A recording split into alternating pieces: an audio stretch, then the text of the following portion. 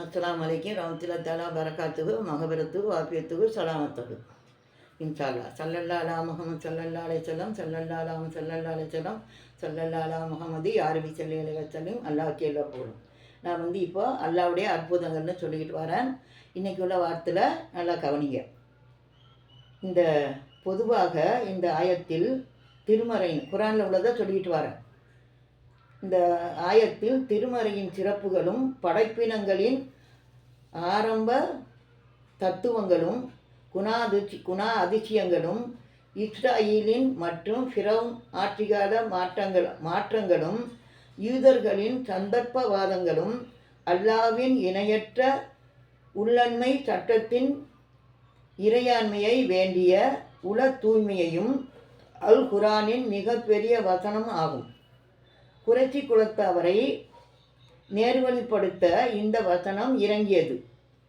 யூதர்கள் அல்லாஹ்வின் எல்லா கட்டளைகளையும் நம்பி மூசா நபியின் வேதத்தையும் கடைபிடித்தார்கள். ஆனால் தௌராத் வேதத்தில் சில இடங்களில் செருக்குகளையும் செய்தார். செருக்குனா சில இடங்களில் அவங்க இஷ்டத்துக்கு எதாவது சேர்த்து சொல்கிறது இன்ஷா அல்லாஹ்.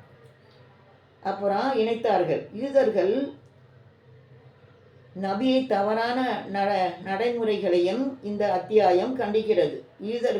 யூதர்கள் நம்பிய தவறான நடைமுறைகளையும் இந்த அத்தியாயம் கண்டிக்கிறது. யூதர்களோடு நபி ஸல்லல்லாஹு அலைஹி வஸல்லம் அவர்கள் விவாதம் செய்தார்கள்.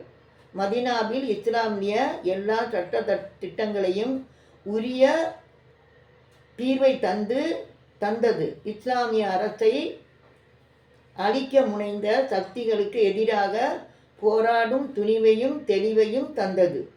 இஸ்லாமிய மார்க்கத்தில் தன்னல நோக்குடன் சேர்ந்த நயவஞ்சகர்களையும் இந்த அத்தியாயம் சுட்டி காட்டுகிறது. 2 தடவை படிக்க முடியாது, நேரம் இருக்காது.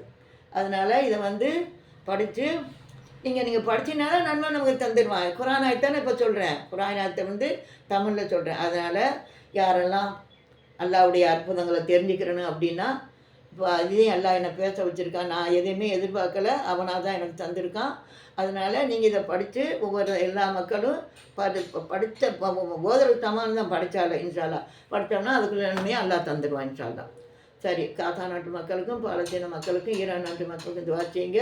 எனக்கான துவா செய்யுங்க, உங்களுக்கான துவா செய்யுங்க. நம்ம எல்லாருக்கும் நல்ல ஹிதாயத்தெல்லாம் கொடுக்கட்டும் அல்லாஹ். எல்லாரும் அல்லாஹ் கபராளிகளுக்கு தொழுகாமல் இருக்காதீங்க. அதில் எல்லாரும் அவங்களுக்கும் பரக்கத்து இருக்குது இன்ஷா அல்லாஹ். ஸல்லல்லாஹு அலைஹி வஸல்லம் ஸல்லல்லாஹு அலைஹி வஸல்லம் யா ரப்பி ஸல்லல்லாஹு அலைஹி வஸல்லம். அல்லாஹ்வுக்கு எல்லா புகழும். ஆமீன்.